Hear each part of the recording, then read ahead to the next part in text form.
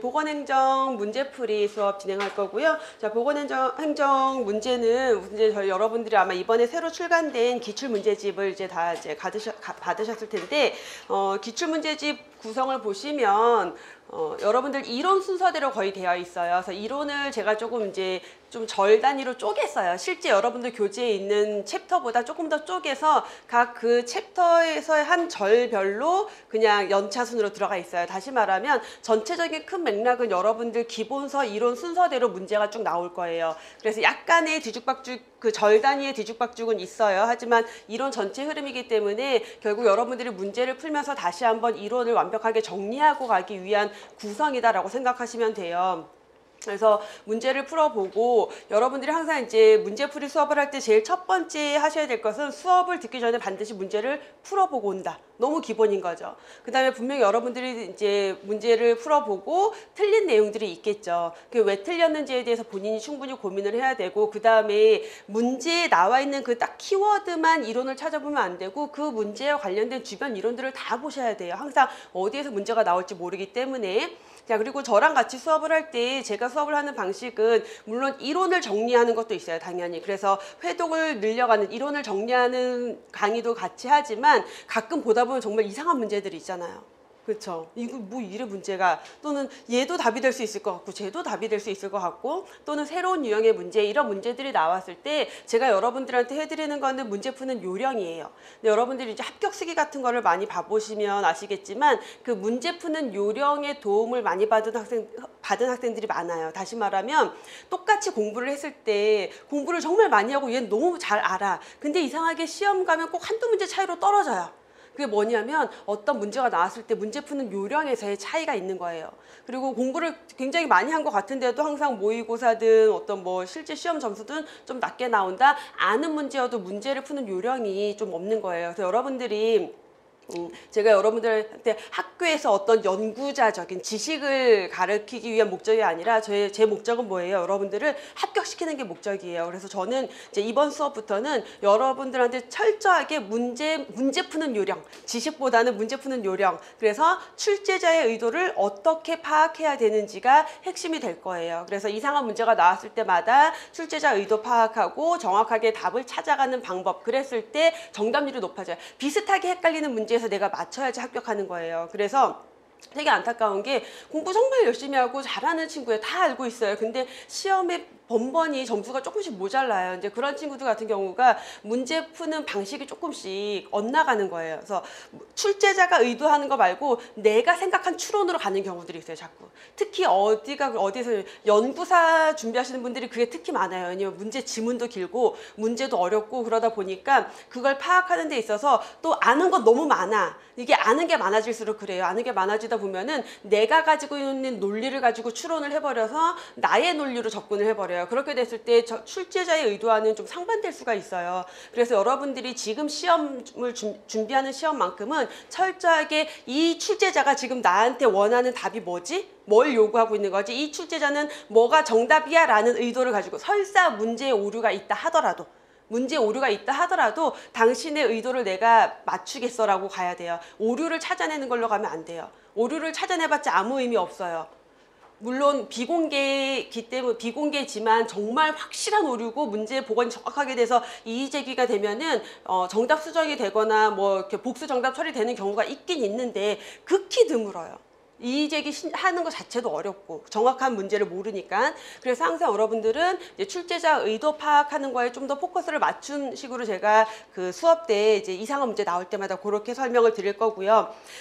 저희 교재가 보시면 이렇게 두 권으로 분권이 되어 있어요. 그래서 하나는 문제집, 하나는 해설집이에요. 그래서 여러분들이 아마 문제를 풀어보고 난 다음에 해설을 참고하기 훨씬 쉽죠. 예, 정답 찾고 해설 찾기 쉽게 제가 최대한 여러분들을 생각을 해서 어떻게 하면 좀 더 쉽게 할 수 있을까라는 걸 해서 이렇게 분권이 되어 있으니까 잘 활용하시면 되겠고, 그 다음에 문제를 보면 여러분들 문제집에 이렇게 양쪽에 날개 있잖아요. 빈 공간. 이거는 여러분들이 항상 공부를 하다 보면은 뭔가 내가 이제 문제를 이거 문제집 한 번 풀고 땡 하시는 분? 하실 계획인 분 없을 거예요. 실제 합격자분들이 보면은 문제집 한 번에 다 체크하고 여기다 쓰고 그걸로 땡 이렇게 하는 사람 거의 없어요. 반복해요. 문제도. 똑같은 문제 반복해서 뭐해? 똑같은 문제 반복해 보면은 틀린 문제 또 틀리고 틀린 문제 또 틀려요. 그 다음에 어떤 문제는 처음에 맞았는데 두 번째 틀려요. 세 번째 틀려요. 뭐예요? 운으로 맞은 거예요. 내가 정확하게 개념 파악 안 된 거예요. 그래서 이렇게 문제를 여러 번 풀어보면서 같은 문제여도 여러 번 풀어보면은 어떤 장점이 있냐면 첫 번째, 쉬운 문제를 정말 빠르게 정확하게 풀 수 있는 장점. 그래서 문제 푸는 속도가 늘어나요. 왜냐하면 맨날 보던 문제 똑같은 문제가 실제 시험 문제 또 나와요. 똑같은 문제가. 그러니까 그런 문제를 빨리 풀 수 있고요. 그다음에 내가 어떤 문제, 어떤 유형의 문제에서 자꾸 착각을 하거나 틀리는지를 파악할 수 있어요. 이제 그걸 위해서는 반복을 해야 되고 여러분들이 반복할 때 그 옆에 양날개 셀프 체크라고 되어 있는 부분에는 이제 그런 것들을 체크하시면 좋을 것 같아요. 내가 이 문제를 풀었을 때 뭐 여러분의 나름의 방식을 가지면 돼요. 내가 이 문제는 정답 또는 오답을 했을 때 적는 거야. 내가 첫 번째 풀었을 때는 맞았어. 근데 두 번째 풀었을 때는 틀렸네. 세 번째도 틀렸네. 아, 그럼 이 문제 뭐예요? 첫 번째 맞춘 건 내 실력이 아니었던 거예요. 제대로 내용 파악해야 되죠. 어떤 문제는 계속 틀려요. 1, 2, 3. 그 다음에 4, 5 이렇게 가면서 맞아요. 이제 파악이 된 거예요. 이런 식으로 자기만의 방법을 뭐 정자로 체크하든 대신 내가 요거는 좀 체크하셨으면 좋겠어요. 몇 번째 풀었을 때는 틀렸고 몇 번째 풀었을 때는 맞았는지. 그러니까 처음에 맞고 쭉 틀렸는지 처음부터 쭉 틀렸는지 아니면 틀리다가 맞기 시작했는지 이런 경향을 파악을 해서 요걸 몇 번 반복하면은 내가 보충해야 될 부분들이 걸러져요. 그럼 걔네들은 이제 오답 노트로 해서 거기에 대한 이론들, 그다음에 그런 것들을 정리해 가시면 되고, 그다음에 셀프 체크를 이렇게 접을 수 있잖아요. 양쪽 끝에 있으니까. 그래서 이런 거에다가 내가 어떤 부분을 어떻게 착각해서 틀렸고, 요거를 어떻게 생각해야 되고 이런 것들을 코멘트를 좀 적어두시면 좋을 것 같아요. 그랬을 때 틀렸을 때 아 내가 이렇게 해서 틀렸는데 또 이렇게 해서 틀렸네 라는 거 자기의 문제들을 좀 파악하실 수 있게 체크를 해두시면 그래서 오답 노트를 만들기 전에 여기에 아마 문제를 풀면서 오답 정리가 같이 되는 식으로 하고 마지막 이제 오답 노트를 여러분들이 따로 정리하면은 어떤 장점이 있냐면 마지막에 시험장 들어가기 전에 그것만 이제 보실 수 있어요. 압축해서 볼 수 있는 그런 장점이 있으니까 오답 노트, 자기만의 오답 노트 만드는 거는 추천을 해드려요. 많은 합격자분들이 대부분 그런 방식으로 공부를 하고 있어요. 그래서 그렇게 하시면 좋을 것 같고, 그 다음에 만약에 저라면 이제 저는 이 셀프 체크란에 뭘 하겠냐면은 암기할 거 있잖아요. 이렇게 뭐 7가지, 몇 가지 이런 거 암기해야 될 거. 그거 다 못 외웠을 수 있어요. 근데 할 때마다 찾아보지 말고 그때마다 내가 적으세요. 그 옆에다 적고 이거 접어두면 되니까 적고 하다 보면은 나중에 다 암기가 되어 있고 빨리빨리 찾아볼 수 있고 그래서 시간적인 효율을 좀 늘리면서 암기도 늘릴 수 있기 때문에 그런 식으로 옆에 그 셀프 체크해서 여기엔 제가 일부러 공란으로 뒀으니까 그렇게 활용하시면 좀 도움이 되겠다 싶어서 이번 책은 조금 커졌지만 이렇게 만들어졌어요. 자, 그래서 본격적으로 이제 문제풀이 수업을 이거 왜 남았지? 요거 혹시 자료 다 받으셨나요? 모자라진 않았죠? 모자랐어요? 못 받은 분 없죠? 그러면 드릴게요.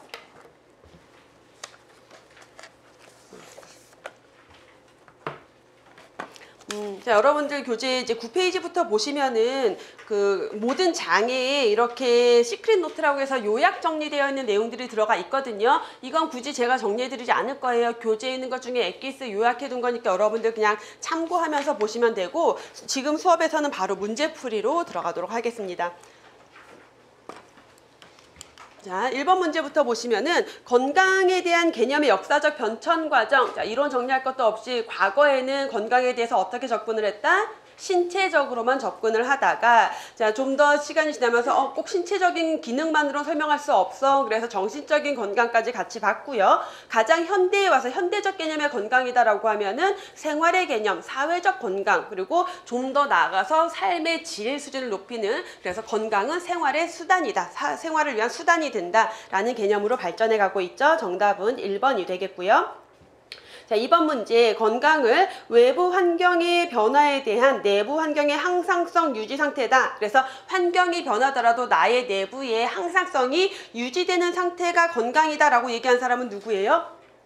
베르나르 또는 버나드라고도 해요. 두 가지 뭐 영문 이름이기 때문에 베르나르, 버나드 정답은 2번이고 히포크라테스 하면 장기설, 고대기의 장기설을 주장했고요. 파스테르는 누구예요? 파스테르는 특정 병임론자, 미생물 병임론자 어느 시기에 고중여화기 고중여확발 중에서 어느 시기? 황립기, 그쵸? 황립기에 어떤 닭콜레라균이라던가 광견병, 항혈청, 그리고 저온살균법 등을 개발을 했고요. 파슨스 또는 페르손이라고도 하는데 누구예요? 파슨스 하면은 뭔가 파슨스 되게 많이 나왔죠, 우리 보건행정에서. 근데 건강의 정의에서 파슨스라고 하면은 사회적 건강, 그래서 사회적으로 주어진 기능과 역할을 충실히 수행할 수 있는 상태가 건강한 상태다라고 했어요. 왈씨는 누구예요? 누구예요? 처음 봤어요. 그쵸? 왈씨도 이런 건강, 이제 간호학에서 주로 많이 나오는 학자인데 건강과 관련된 보건학자고요. 이 왈씨라는 학자는 어떻게 설명을 했냐면 내가 속한 환경에서 내가 효과적으로 기능을 발휘할 수 있는 상태를 건강이다라고 했어요. 그래서 여기 있는 학자들만 좀 정리를 해보면은 먼저 파슨스, 베르나르는 했으니까 왈씨라는 학자는 건강은 내가 속한 환경에서 효과적으로 나의 기능을 발휘할 수 있는 상태를 건강이다라고 정의한 학자라고 보시면 되겠고요. 자, 여긴 안 나왔지만 WHO의 건강의 정의는 뭐예요? WHO는 질병이 없거나 허약하지 않을 뿐만 아니라 뭐가 신체적, 육체적, 정신적, 사회적 안녕이 완전한 상태다라고 설명을 했던 게 WHO 건강. 3번 문제. 여러 학자들에 의해서 제시된 건강의 정의에 대한 설명, 연결 옳지 않은 것. 자, 블랙스터는 건강을 정의하는 유형으로 적극적인 정의와 소극적인 정의로 구분을 했고요. 자, 적극적인 정의다라고, 자, 건강에서 포지티브, 네거티브, 사실 우리말로 적극적이다, 소극적이다라고 하지만 정확하게 영문으로 포지티브, 네거티브예요. 그러니까 포지티브니까 뭔가 긍정적인 정의겠고, 네거티브니까 뭔가 부정적인 정의겠죠. 그래서 항상 긍정적이다라는 것은 좋은 거 얘기하는 거. 그래서 나 지금 좋아, 잘 지내고 있어, 아주 상태 괜찮아, 아주 컨디션 좋아 라고 표현하는 거고, 소극적 정의는 뭐예요? 아픈데 없어, 머리 아프지 않아, 뭐 소화불량 괜찮아졌어, 이런 식으로 네거티브적으로 설명하는 걸 소극적 정의라고 했어요. 그래서 적극적 정의에서 건강은 신체적으로 적절함을 의미하거나 정신적으로, 사회적으로 안녕한 상태를 의미한다라고 했고요. 자, 베르나르 그리고 미국의 캐넌이라는 학자가 건강은 항상성이 유지된 상태다라고 정의했다라고 했죠. 자, 와일리, 건강이란 유기체가 환경 조건에 잘 적응해 나가는 것이다. 그래서 환경과의 관계, 환경에 잘 적응해 나가는 것으로 설명한 게 와일리. 자, 파슨스, 자연, 문화, 습관 제약 하에서 어떤 리듬 속에 살고 있는 우리들의 신체가 생활의 요구에 견디고 생활 조건이 변하더라도 일정 범위에서 신속히 적응할 수 있도록 내부의 제기관, 내부 제기관의 조화와 통일이 유지된 상태, 나의 내부의 어떤 기관들이 조화와 통일을 이루고 있는 상태다라고 정의한 사람은 지거리스트였어요. 자, 이 지거리스트의 내용을 모르더라도 최소한 여러분들이 이런 문제 보면 뭐예요? 나머지 몰라도 파슨스가 이게 아닌 건 확실히 알잖아요. 그래서 혹시 블랙스터가 이렇게 얘기했나? 잘 기억이 안 나요. 베르나르는 알겠는데 캐넌은 모르겠어요. 와일리 이렇게 얘기했나? 잘 모르겠어요 라는 생각이 들더라도 우리가 파슨스는 다 알잖아요. 그럼 파슨스에 대한 정의가 아닌 것만은 확실하죠. 그럴 경우는 이렇게 정답을 찾으면 돼요. 그래서 항상 여러분들이 모르는 지문이 분명히 나올 거예요. 지문에. 그랬을 때 그 모르는 건 그냥 제끼세요. 내버려 두고 내가 아는 거 안에서 답이 있는지 없는지를 먼저 찾아본 다음에 나머지 세 개가 다 맞아 또는 다 틀려, 그럼 나머지 하나 모르더라도 그걸 답으로 찾을 수 있게 되는 거죠. 정답은 4번. 여기서 그래서 정의를 좀 더 보고 가면은, 자, 블랙스터는 적극적인 정의, 소극적인 정의로 건강에 대해 정의를 했고요. 와일리, 자, 외부 환경 조건이 변하더라도 잘 적응하는 것, 그래서 환경과의 관계를 언급했다라고 했고, 자, 지거리스트는 내부의 제 기관의 조화, 통일이 유지되는 상태를 건강이다라고 정의를 했죠. 자, 이 정도 보시고, 다음 4번 문제. 히포크라테스가 주장한 것, 질병 발생이 환경의 오염으로부터 발생한다라고 하는 학설을 장기설이라고 했죠. 정답 2번까지. 자, 다음 건강과 질병 내용으로 들어가 볼게요. 질병 발생을 설명하는 수레바퀴 모형의 주요 요소가 아닌 것. 자, 수레바퀴 모형은 어떻게 설명했어요? 가장 안에 우선 누가 있어요? 가운데 숙주가 있고, 숙주를 둘러싼 환경이 있었어요. 그쵸? 숙주와 환경의 상호작용으로 설명한 게 수레바퀴 모형인데, 그 중에서도 숙주는 어떤 특성을 가지고 있다? 유전적인 특성을 가지고 있다. 환경에는 어떻게 구분했어요? 환경은 생물학적 환경, 물리화학적 환경, 사회적 환경으로 구분을 했죠. 자, 그래서 여기에 포함되어 있지 않은 거, 병원체 요인을 따로 규정하진 않았어요. 그냥 생물학적 요인의 병원체가 들어갈 수 있겠죠. 정답은 3번이고요. 그래서 이것도 한번 정리를 하고 가면은 문제는 없어서 여기서 한 번에 정리를 하고 갈게요. 자, 질병 발생과 관련돼서 설명을 할 때 역학적 삼각형 모형이냐, 수레바퀴 모형이냐, 거미줄 모형이냐는 사실 그 공중보건 역학에서 주로 출제되는 문제인데 가끔 이렇게 보건행정에서 언급이 될 수가 있어요. 그래서 역학적 삼각형 모형이다라고 하면은 병인, 숙주, 환경 세 가지 요소의 상호작용으로 설명한 게 역학적 삼각형 모형, 생태학적 모형 중에 하나였죠. 다음에 얘는 뭐예요? 이렇게 설명하는 건 뭐예요? 거미줄 이론이라고 했어요. 거미줄처럼 얽히고 설켜 있다. 어떻게 질병이 발생하기까지의 이 질병과 관련된 다양한 요소들이 서로 얽히고 설켜서 질병을 발생시킨다. 그럼 여기에는 병원체 요인 들어가 있어요? 없어요? 없어요?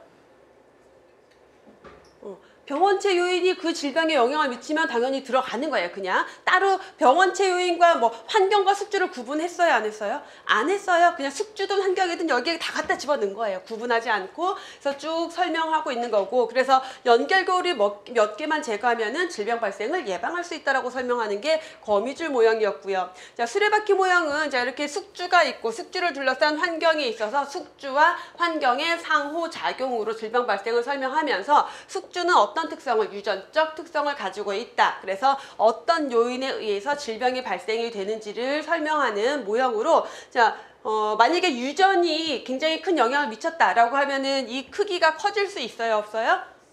이 크기가 달라질 수 있어요. 바퀴의 크기가. 그래서 유전을 크게 하고, 생물학적 환경의 영향이 컸다라면 생물학적 환경의 범위를 넓게 하면서 설명할 수 있는 모형이죠. 그 다음에 2번 문제 보실게요. 랄론드가 1974년에 건강의 장 이론에서 제시한 건강 결정 요인 4가지 뭐예요? 4가지는 생활 습관, 또 생물학적 특성, 환경, 보건의료 체계. 이 4가지. 그 중에서 제일 중요한 요인은 뭐다? 생활 습관. 요거 진짜 별거 아닌데 시험 문제로 꽤 자주 나와요. 출제위원들이 좀 좋아하는 문제인 것 같아요. 그래서 공중보건이나 보건행정이나 꽤 자주 언급이 되고 있어요. 정답은 2번이죠. 생활 습관, 환경, 생물학적 요인, 보건의료 체계. 다음에 3번 문제, 질병대책 중에서 3차 예방이 아닌 것, 자 1차, 2차, 3차 예방으로 구분한다라는 것은 우선 질병의 자연사 단계를 몇 단계로? 5단계로 구분을 했어요. 잠깐만. 요거 랄론드 거를 한 번 더 정리를 하고 넘어갈게요. 자, 랄론드 보고서가 1974년에 발표가 됐는데 이제 이 이전까지는 어때요? 감염병이 주 문제가 됐다가 그걸 어느 정도 정복하고 와 이제 인간이 건강하게 살 수 있을 것 같아라고 했는데 새로운 건강 문제들이 계속 발견이 되고, 그래서 이제 보건복지부 장관, 우리나라로 치면은 보건성 장관이었던 랄론드의 주도하에 보고서를 이제 쭉 조사해서 발표를 했는데, 자, 이 국민들의 건강에 영향을 미치는 중요한 요인들이 있더라. 그 중에서 대표적인 4가지가 뭐다? 생물학적 요인, 환경, 생활습관, 보건의료 체계더라. 근데 그 중에서도 특히 생활습관이 가장 영향을 많이 미치더라 라고 발표한 게 랄론드 보고서였어요. 간단한 내용이죠. 자, 질병의 자연사 5단계가 나오면 비병원성기, 초기병원성기, 불현상 질병기, 현상 질병기, 회복기로 구분을 한다라고 했고요. 자, 그 중에서 병원성 이전기, 비병원성기나 초기병원성기는 1차 예방 활동에 해당이 된다. 그래서 이건 뭐예요? 질병에 걸리기 전에 미리미리 예방, 안 걸리게 하려고 하는 거는 1차 예방이에요. 무조건. 그 다음에 질병에 이미 걸렸는데 우리가 몰라요. 불현상 질병기예요. 걸렸지만 증상이 없어요. 그럴 경우에 뭘 하면 돼요? 이미 걸렸으니까 빨리 발견해서 빨리 찾아야 되겠죠. 2차 예방이 되는 거고, 제가 수업 중에도 얘기했지만 요거는 왔다 갔다 해요.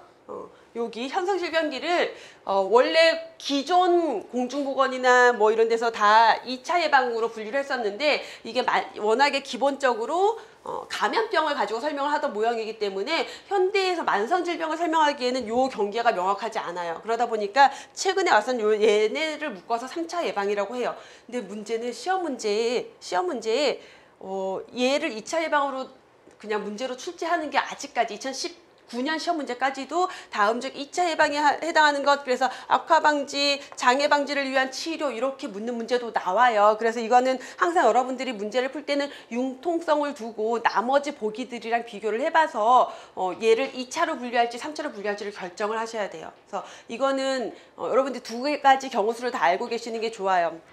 근데 사실 이렇게 두면은 장애 방지를 위한 치료나 재활 치료나 후유증 완화를 위한 치료나 뭐가 구분이 되겠어요. 사실 만성 질환에서 구분이 안 되기 때문에 사실은 3차 예방으로 구분하는 게 맞는데, 그럼에도 불구하고 아직은 시험 문제에 얘를 2차 예방으로 내기도 하거나 이건 아예 언급을 안 하는 경우가 훨씬 더 많아요. 그래서 그리고 그게 문제되지 않게끔 문제가 출제될 거예요. 자, 그래서 2차 예방, 조기 발견, 조기 치료라고 보시면 되겠고, 회복기에는 이제 재활 또는 사회의 복귀까지 포함이 되겠죠. 그럼 3차 예방이 아닌 것, 개인적 차원과 공중 즉 사회적 차원의 접근으로 나눌 수 있다. 이거 어때요?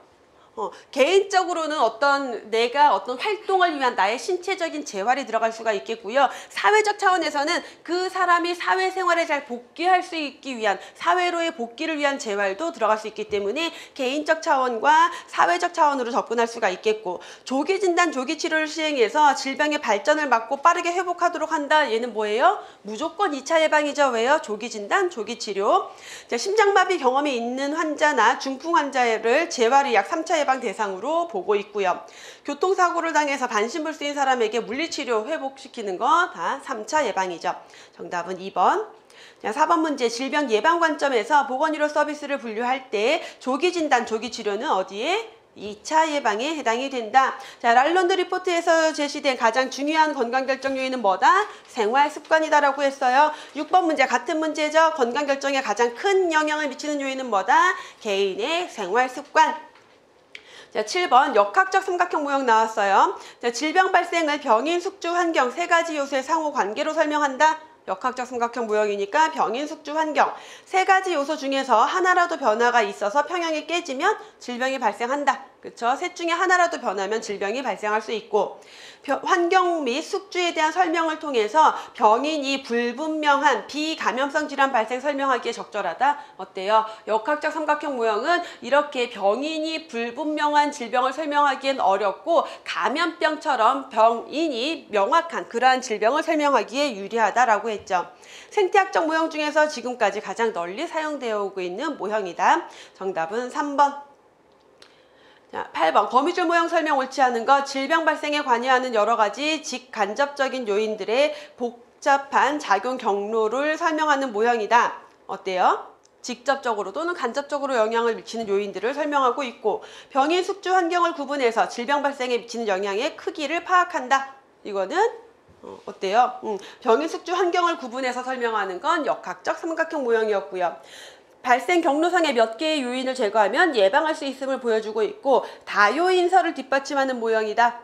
그렇죠? 가장 대표적인 질병 발생의 여러 가지 요인을 설명한다. 그럼 수레바퀴 모형은요? 수레바퀴 모형도 다요인설을 뒷받침하는 대표적인 모형이다라고 할 수 있겠죠. 자, 그럼 역학적 삼각형 모형은요? 이건 좀 구분해야 되는데, 여러분 이런 설명을 했을 때, 예를 들어서 만약에 역학적 삼각형 모형을 질병의 다요인설을 뭐 설명하는 대표적인 모형이다, 이렇게 설명이 나왔어요. 이거 맞을까요? 틀릴까요? 맞아요.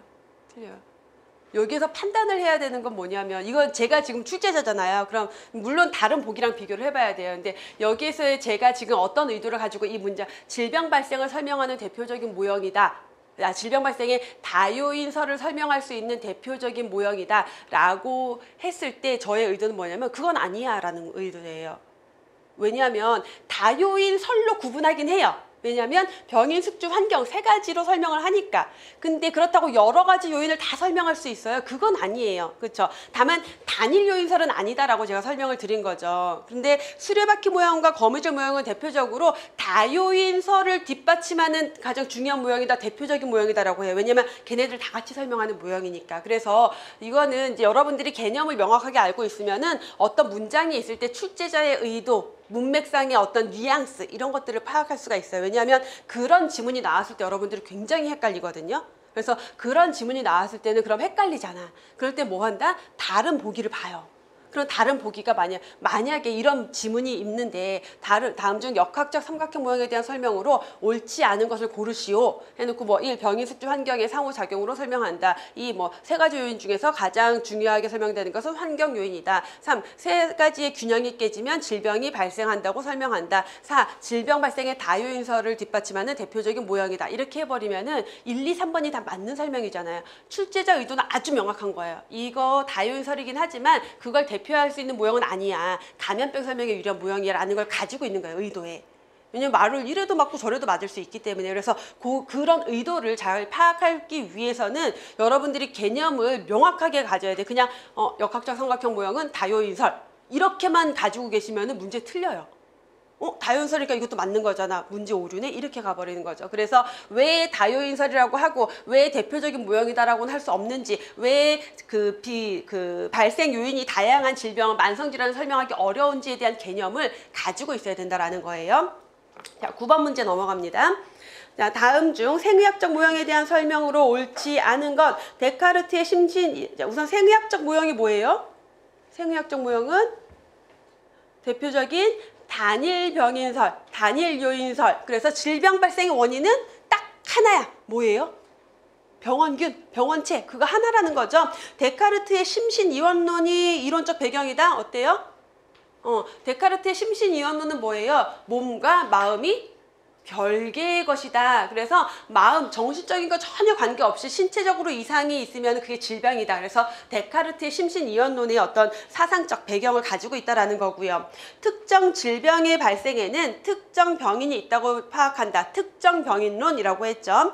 질병은 보편적이지 않은 특성을 가지고 있다고 본다. 어때요? 뭐가 틀린 거예요? 왜 틀려요? 보편적이다. 그게 무슨 의미예요? 질병이 보편적이다? 그게 무슨 의미예요? 무슨 의미예요? 각자 나름으로 설명을 각자 했어요, 다 스스로에게. 보편적이다라는 건 무슨 설명이 무슨 특성이에요? 누구나 다 걸릴 수 있다라는 거예요. 돈이 많든 적든, 뭐 나이가 많든 적든, 여자든 남자든, 뭐 서양인이든 동양인이든 누구나 다 걸릴 수 있다. 어떤 경우에 병원체가 들어오면은 걸린다. 그래서 질병은 보편적인 특성을 가지고 있다. 그래서 사회, 경제, 문화 이런 요인들을 다 철저하게 배제하고 설명하는 모형인 거죠. 전문가 중심 이론으로 의사 중심의 의료 체계에 초점을 맞추고 있다. 어때요? 그래서 정신과 신체가 별개이기 때문에 신체는 그냥 기계 같은 거예요. 기계가 고장나면 엔지니어가 고치듯이 의사가 고치면 되는 이런 전문가, 의사 중심의 체계, 의료 체계에 초점을 맞추고 있다라고 했어요. 그래서 생리학적 모형의 특징은 이렇게 키워드로 정리가 되는데, 정신과 신체의 이원성, 심신이원론이라고 했고요. 생물학적 일탈? 무슨 말이에요? 신체가 생물학적인 정상 기능에서 벗어나 있다. 일탈이라고 했어요. 특정 병인론, 어떤 특정 병원체가 질병의 원인이다. 질병의 보편성, 누구나 다 걸릴 수 있다라는 특성, 과학적 중립성. 그래서 그 사람의 어떤 똑같은 질병에 걸려도 사람마다 다를 수 있잖아요. 근데 그거를 오로지 신체적, 똑같은 질병이니까 똑같이 치료하면 돼. 아주 기계적으로, 과학적으로 중립적인 입장을 가지고 있었고, 그 전문가, 그래서 엔지니어처럼 의사가 중심의 의료 체계가 된 거고, 과도한 개입주의다. 반드시 질병을 치료하기 위해서는 반드시 의사, 전문가가 개입해야 돼요. 자, 자녀적 건강의 개념이다. 건강에 대해서 정의했어요, 안 했어요? 할 필요가 없어요. 질병에 걸리지 않은 상태가 그냥 건강한 거니까. 그래서 남은 상태, 질병에 걸리지 않고 남은 상태가 건강이야 라고 하는 자녀적 건강의 개념을 가지고 있는 모형이다라고 했죠.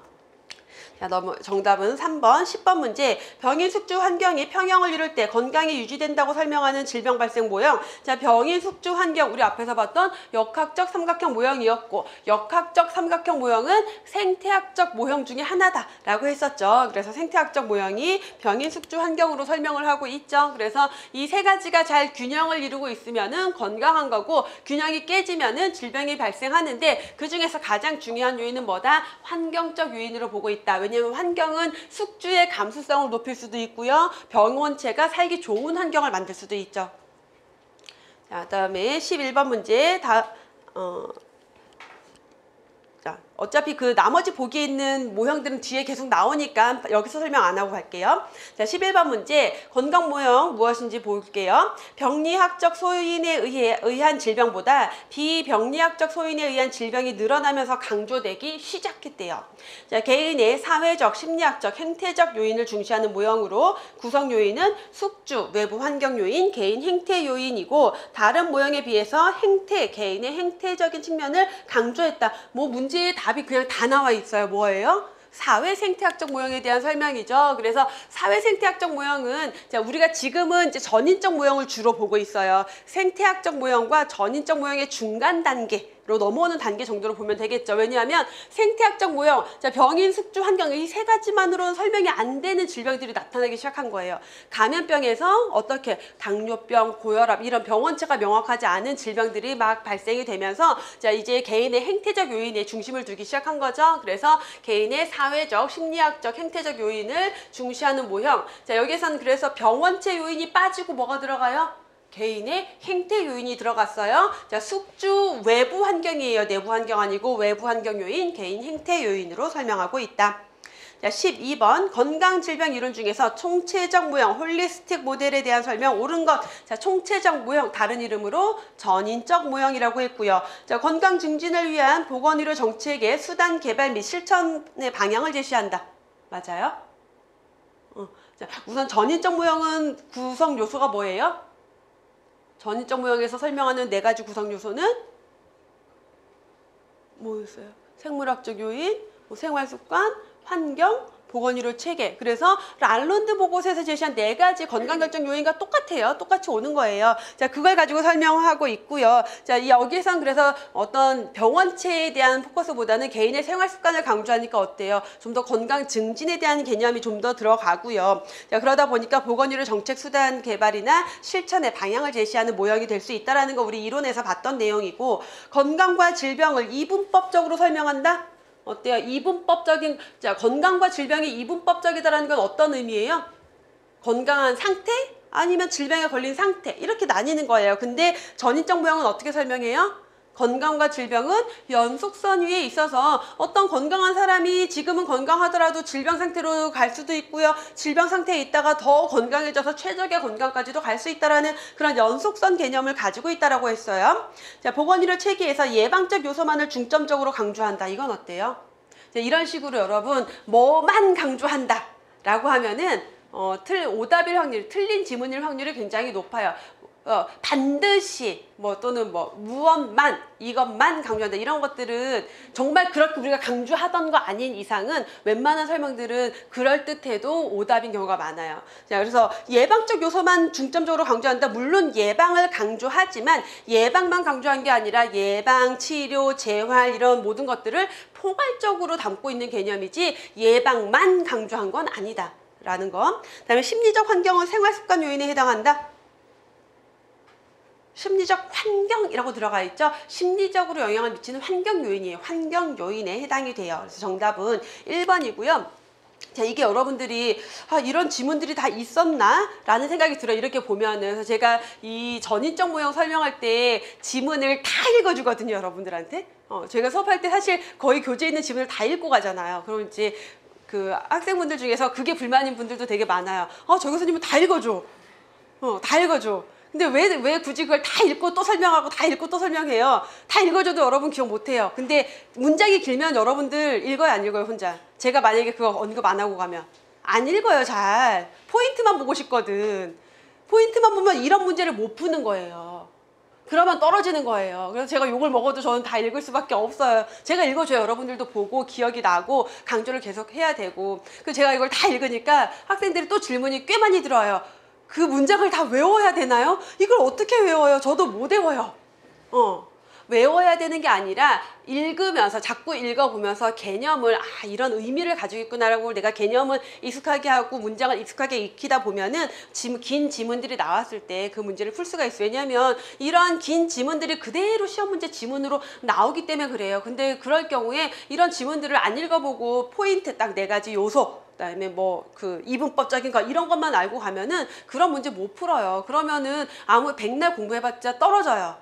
턱걸이에요. 항상 턱걸이로 떨어질 수밖에 없어요.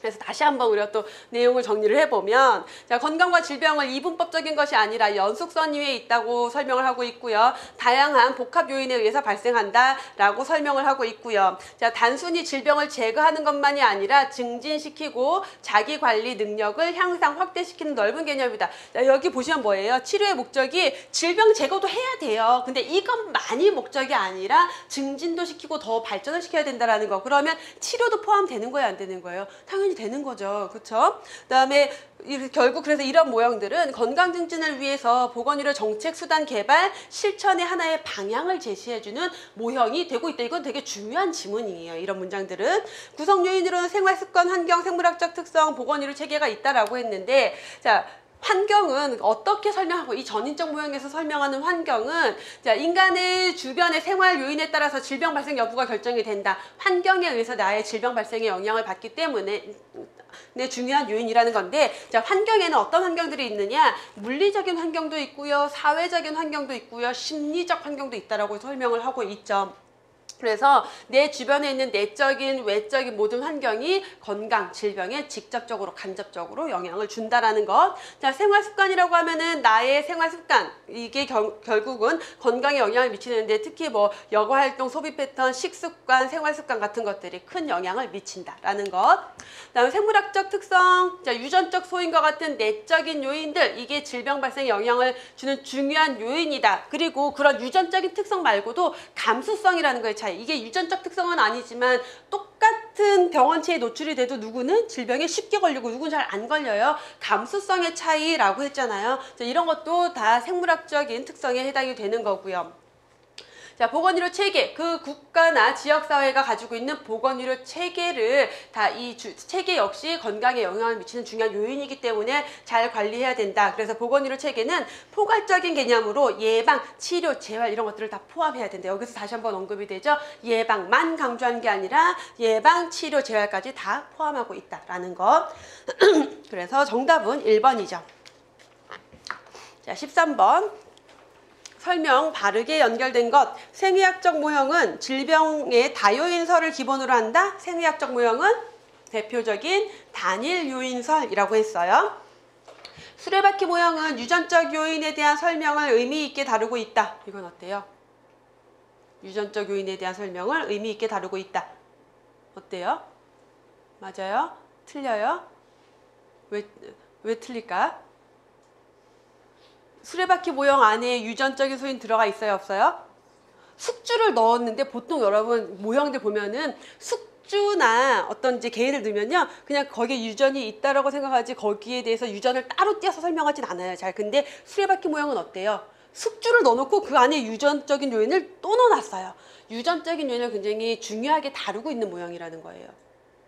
그래서 맞는 설명이고요. 총체적 모형은, 자, 이론의 주요 구성 요소가 병인 숙주 환경이다. 어때요?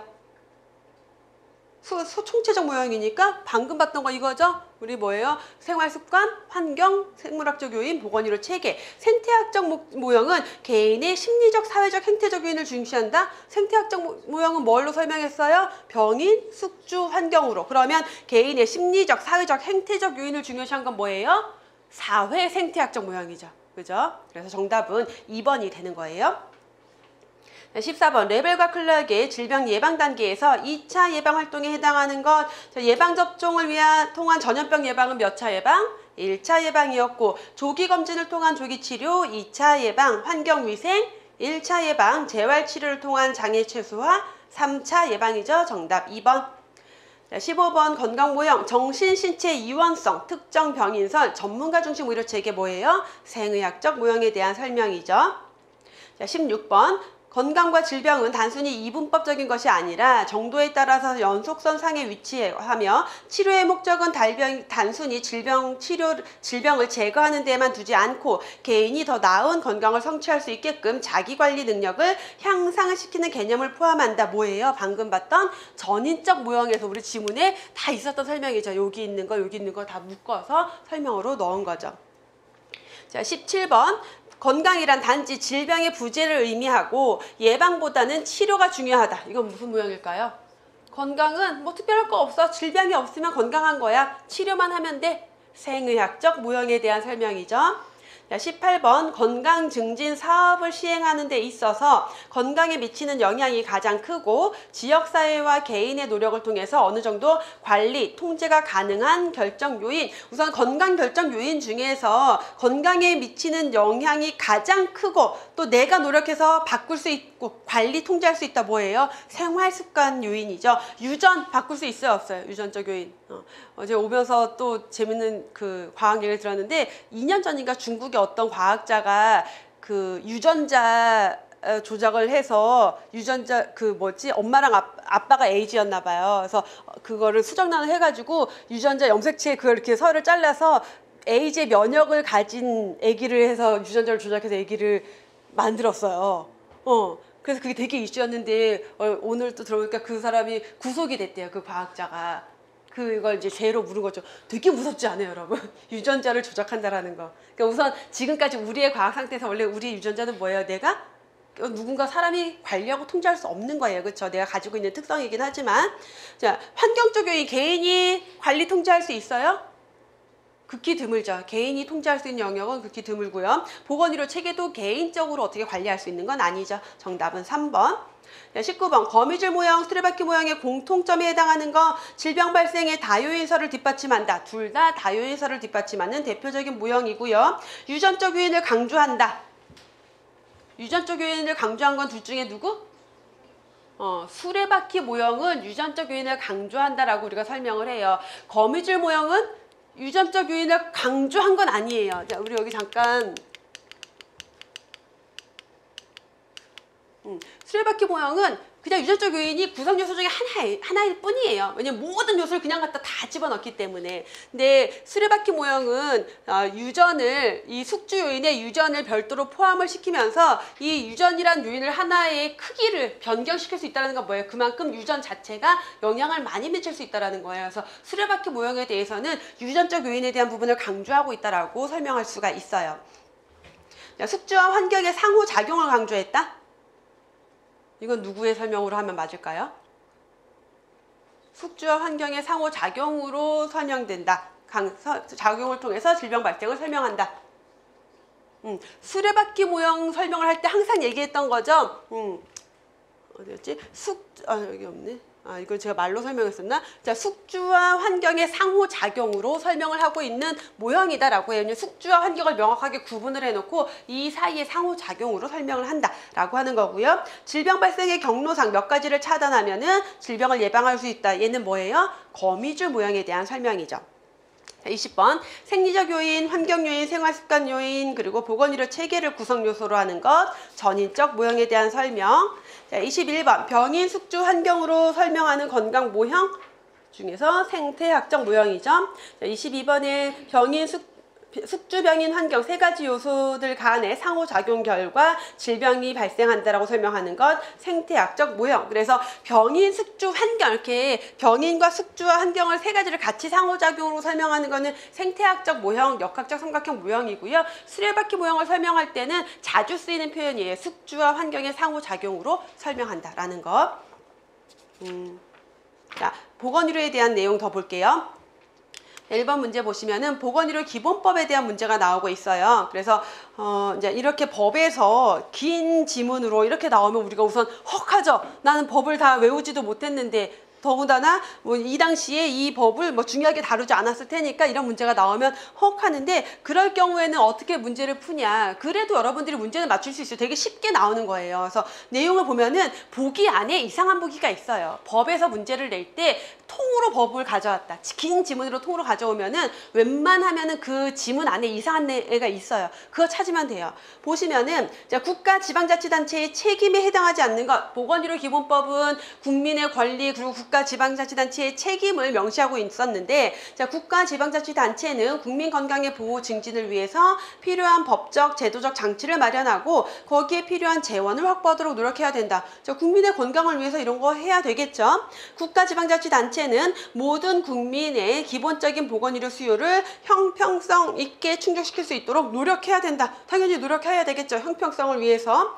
국가지방자치단체는 식품, 의약품, 의료기기, 화장품 등 건강 관련 물품이나 활동으로부터 발생할 수 있는 위해를 방지하고 국민 건강 위해 요인으로부터 보호하기 위한 시책을 강구하도록 노력해야 된다. 뭐 굉장히 괜찮은 말이에요. 자, 4번. 민간이 행하는 보건의료에 대하여 보건의료 시책상 필요하다고 인정하는 경우에 행정적, 재정적 지원을 할 수 있다. 이건 뭐 만든지 모르는지 모르겠어요. 우리가 모른다라고 생각했을 때 그런가? 지원할 수 있나? 근데 그러면 잠깐 넘어가 보는 거예요. 자, 보건에 대해 국가의 보호를 받는다?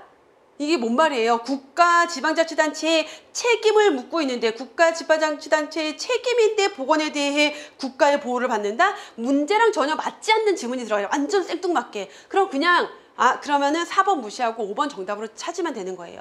완전 앞뒤가 안 맞는 말이죠. 이건 생뚱맞은 진짜 문맥상 맞지 않는 거잖아요. 그래서 정답은 5번이 되는 거고요. 야, 이거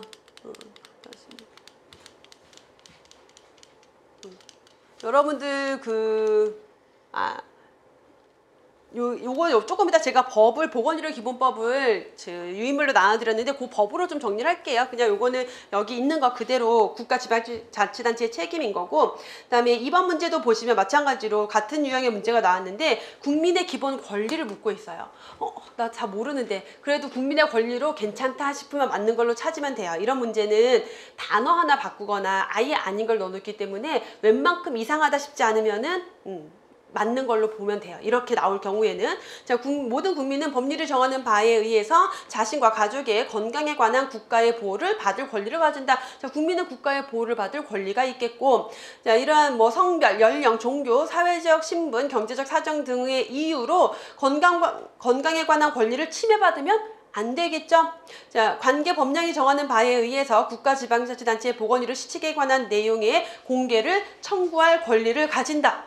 이제 여기서 조금 그럼 우리가 이거 공개 청구할 수 있나? 웬만하면 할 수 있는데 그래도 긴가민가 할 수 있잖아요, 여러분들이. 그럴 경우에 얘를 잠깐 두고 그다음에 라에 보시면은 모든 국민은 보건의료와 관련하여 자신의 신체, 건강, 사생활의 비밀 침해받으면 당연히 안 되겠죠. 그럼 가나라는 확실히 맞는 것 같아. 그럼 보기 중에 보니까 가나라는 없어요, 보기 중에. 그럼 가나다라 그냥 고르면 돼요. 이런 식으로 문제 푸는 요령을 만들어 가셔야 돼요.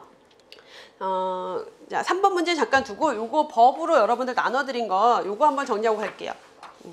요거를 우리 뒤에 혹시 이거 법 받은 거 없으시면 뒤쪽으로, 없으면 요거 하나 주세요. 뒤쪽으로. 자, 이거는 이제 우리가 보건 심화일원 할 때 법규 다 정리했는데 거기에 보건의료 기본법은 안 들어가 있거든요. 근데 가끔 보건의료 기본법에서 문제 나오는 경우들이 있어요. 그래서 요거는 제가 문제풀이 할 때 정리를 해드리는데, 이 보건의료 기본법은 먼저 1조 목적을 보시면은 이 법은 어떤 목적을 가지고 만들어진 법이냐면 이 보건의료에 대한 국민의 권리, 의무, 그리고 국가와 지방자치단체의 책임 이런 걸 정해요. 그리고 보건의료 수요 공급에 관한 기본적인 사항도 규정하고요. 이걸 통해서 보건의료의 발전 그리고 국민의 보건 복지 증진에 이바지하는 것을 목적으로 한다. 라는 걸 이게 이 법을 만든 목적이에요. 그러니까 당연히 법에는 국민의 권리, 의무도 명시가 되어 있을 거고 국가 지방자치단체의 책임도 명시가 되어 있을 거고 수요 공급이니까 보건의료 자원에 대한 것도 들어있을 거고요. 보건의료 서비스 제공에 대한 것도 들어있을 거고요. 보건의료 발전을 위한 어떤 계획 수립하는 것도 이 법안에 들어가 있겠죠. 근데 여기에서는 구체적으로 어떻게 한다보다는 대부분 이념적인 것들 이 들어가 있어요. 그래서 내용을 보시면은 기본 이념 보시면 이 법을 통해서 모든 국민이 인간으로서의 존엄과 가치를 가지고 행복을 추구할 수 있도록 하고 국민 개개인이 건강한 삶을 영위할 수 있도록 제도와 여건을 조성하며 보건의료의 형평 효율 동그라미 좀 쳐주실게요. 형평 효율이 조화를 이룰 수 있도록 해서 국민 삶의 질을 향상시키는 걸 기본 이념으로 하고 있다라고 하고 있어요. 자, 이 법에 나오는 내용들이 여러분들 이론에서 꽤 많이 정리했던 내용들이 있어서 그런 것들은 조금씩 넘어가고, 자, 정의는 우리 이론에서 다 봤던 거고요. 자, 4조 국가와 지방자치단체의 책임 문제 1번에 나왔던 내용들이 1, 2, 3, 4 이거 그대로 갔다. 법에선 보통 이런 식으로 문제를 내요. 그 다음에 5조 보건의료인의 책임이나 책임이 있고 해서 보건의료인이 가지고 있는 책임들 보시면은 자신의 학식과 경험, 양심에 따라 환자에게 양질의 적정한 보건의료 서비스 제공하기 위해서 노력하여야 된다. 이 법에 있는 내용들이 대부분 이런 거예요. 노력하여야 된다. 뭐 해야 된다. 그래서 구체적인 기준보다는 어떤 이념적인 것들 그런 걸 주로 명시하고 있다고 보시면 되고요. 자, 보건의료인은 서비스 제공을 요구받으면 정당한 이유 없이 거부하면 안 되겠고, 자, 서비스를 제공하기 위해서 필요하면은 뭐 보건의료 서비스를 받는 자를 다른 기관에 소개하고 자료도 제공하도록 노력해야 되고요. 자, 어떤 국가 지방자치단체가 관리해야 할 질병에 걸렸거나 걸린 것으로 의심되는 대상자 발견했을 때는 신고, 보고, 통지하는 조치가 필요하다라는 거. 자, 환자 및 보건의료인의 권리, 자, 적절한 자신의 건강보호 증진을 위해서 적절한 서비스 받을 권리 가지고 있고, 보건의료인도 스스로 어떤 의료기술, 치료재료 선택할 권리를 가진다라는 거. 자, 밑에 내용들은 7조, 8조는 읽어보시고요.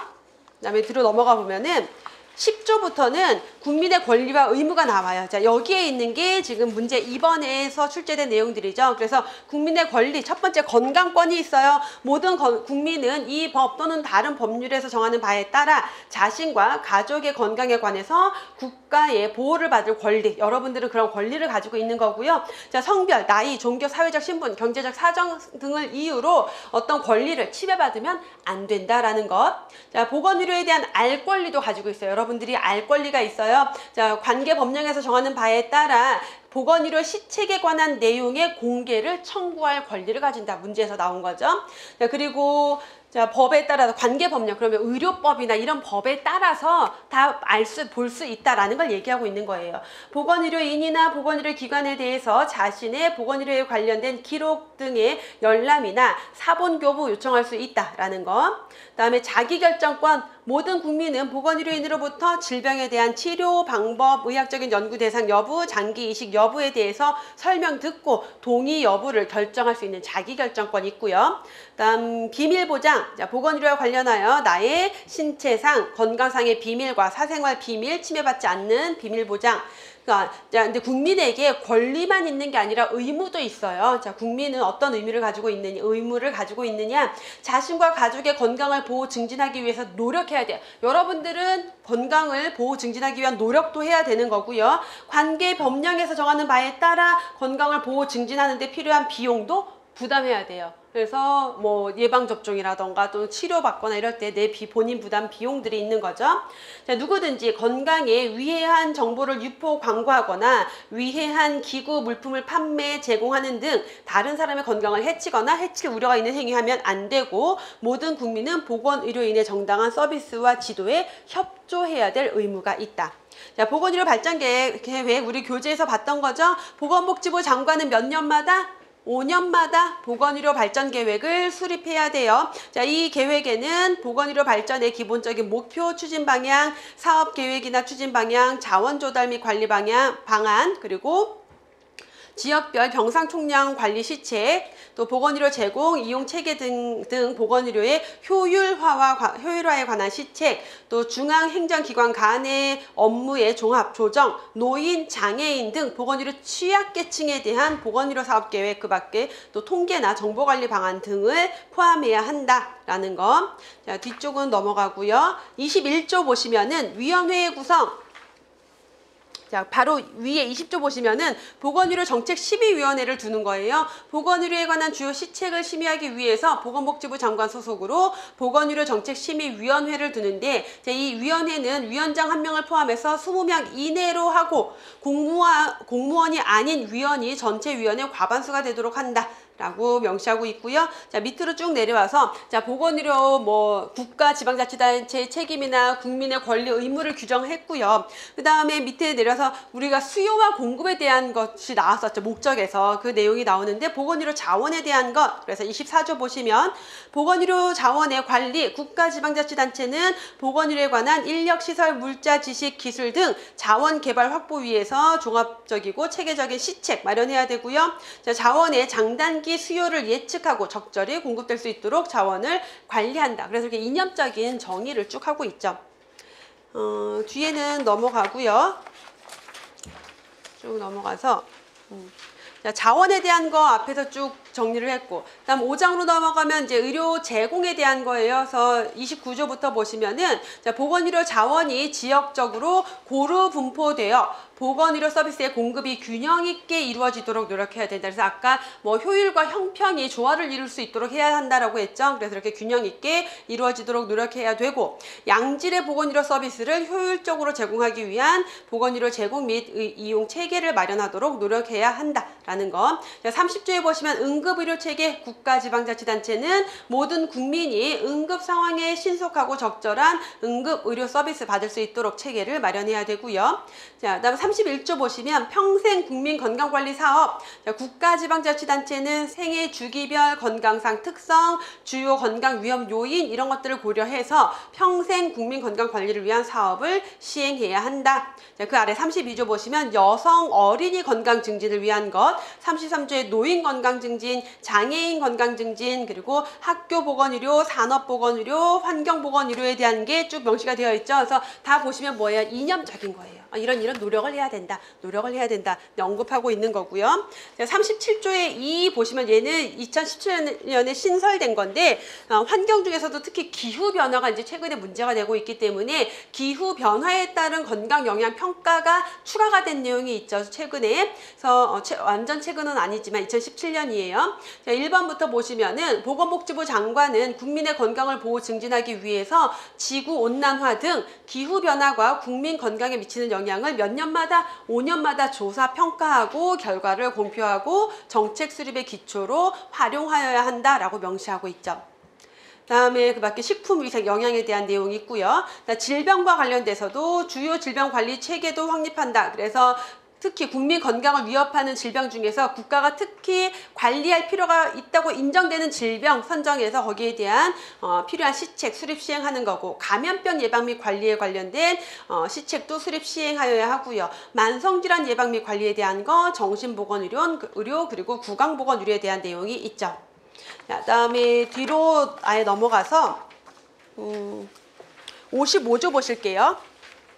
뒤에 55조 보시면은 55조가 있고 박스 안에 55조가 또 있어요. 이건 뭐냐면 지금은 이 55조 내용 그대로인데 박스 안에 보시면 맨 마지막 줄에 시행일 2020년 6월 4일로 되어 있죠. 그래서 이 55조가 지금 2020년 지금 몇 월이에요? 1월 5일인가 6일인가 7일인가 벌써 7일이에요? 세상에나. 2020년 웃긴 게 자꾸 생각나지. 혼자 웃긴 거 생각나가지고 그런 거예요. 지금 얘기 안 할게. 2020년 6월 4일 시행이에요. 그래서 여러분들은 항상 이게 문제 나올 만큼 중요한 내용은 아니지만 항상 법에 대해서 제가 자꾸 이렇게 설명을 드리는 거는 여러분들이 지나가다 뭐 어쩌다 법을 봤을 때 고민되잖아요. 내가 어디까지 공부를 해야 되나 할 때 항상 무조건 시험일이 시행일보다 나중이냐 이전이냐로 구분하셔야 돼요. 그럼 여러분들이 지금 6월 13일 시험이다라고 하면 얘는 반영될 수 있는 거예요. 그쵸? 내가 4월 달에 시험 본다? 그러면은 무시해요. 그냥 박스 밖에 있는 위에 있는 거 보면 되는 거예요. 그래서 항상 여러분들 헷갈릴 필요 없이 시행일을 딱 보고 언제 시행인지만 보고 내 시험 날짜랑 맞춰서 보시면 돼요. 그래서 근데 그게 내용이 조금 구체화됐을 뿐이에요. 이 내용을 보시면 원래는 어떻게 돼 있었냐? 보건의료 수요 및 이용 행태, 보건의료에 관한 인력, 시설, 물자 등 보건의료 실태에 관해서 전국적인 조사를 실시하여야 한다라고만 명시를 했었는데 이 정도 가지고 문제 낼 리가 없겠죠. 근데 6월 4일 시점으로 개정된 내용을 보시면은 자, 보건의료 수요 및 이용 행태, 보건의료에 관한 인력, 시설, 물자 등 보건의료 시설에 관한 전국적인 조사를 좀 더 구체적으로 몇 년마다 5년마다 실시한다라고 구체화했죠. 뭐 거기에 따라서 다양한 또 나머지 내용들 이제 대통령령에 따라서 구체적인 내용이 나올 건데 그건 아직 안 나왔어요. 그래서 이런 정도 그냥 5년마다 앞으로는 이제 구체적으로 5년마다 실시한다 정도만 보시면 되겠습니다.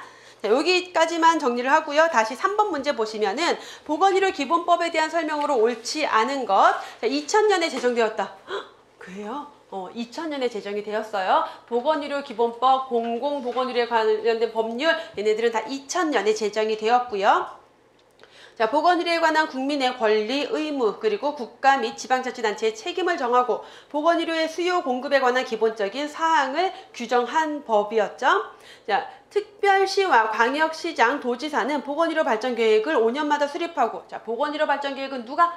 보건복지부 장관은 보건의료 발전 계획을 5년마다 수립하고 블라블라블라 해야 돼요. 그래서 뒤에 내용은 우리 잠깐 이 구체적인 내용을 보고 가면은 보건의료 발전 계획 아까 그 15조의 보건의료 발전 계획이 있었잖아요. 그래서 보건복지부 장관이 5년마다 계획을 수립하는 거고요. 자, 요 내용은 뭐냐면 그 아래 17조 보시면은 지역보건의료 계획으로 들어가는 거예요. 그래서 시도지사나 시장군수 구청장은 이 보건의료 발전 계획이 시행이 되면은 관계 법령이 정하는 바에 따라 지방자치단체의 실정을 감안하여 지역보건의료 계획을 수립 시행한다. 이건 이제 관계 법령이 뭐로 가겠어요? 그러면 지역보건법으로 들어가는 거예요. 그래서 지역보건법에 따라서 우리가 지역보건의료 계획을 수립할 때 국가의 5년 단위 보건의료 발전 계획을 감안해서 지역보건의료 계획을 수립하겠죠.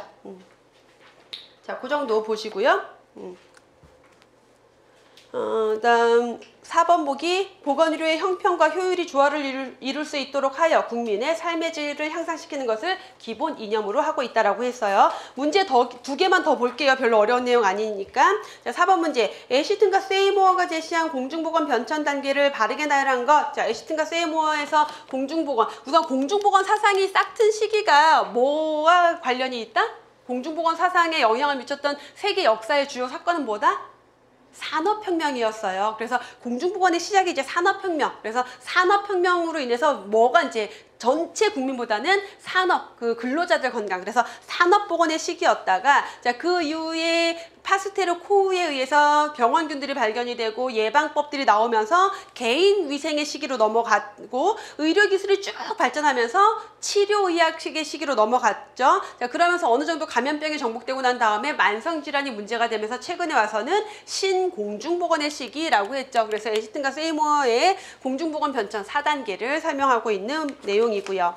다음 5번 문제. 앤더슨이 제시한 공중보건 사업의 3대 수단으로 옳지 않은 것. 자, 앤더슨이 제시한 공중보건 사업의 3대 수단 하면은 뭐예요? 보건봉사라고 하면은 서비스에 의한 봉사행정이었고요. 보건법규, 법규에 의한 통제행정, 보건교육, 교육에 의한 조장행정이라고 했었죠. 그래서 아닌 것, 보건행정을 의미하고 있는 거고, 그래서 앤더슨 봉사행정, 통제행정, 조장행정이라고도 하고 지금 이 문제처럼 보건봉사, 보건법규, 보건교육이라고도 표현하죠. 그래서 정답은 4번까지 하고요. 잠깐 쉬었다가 양질의 보건의료 서비스 이어서 볼게요.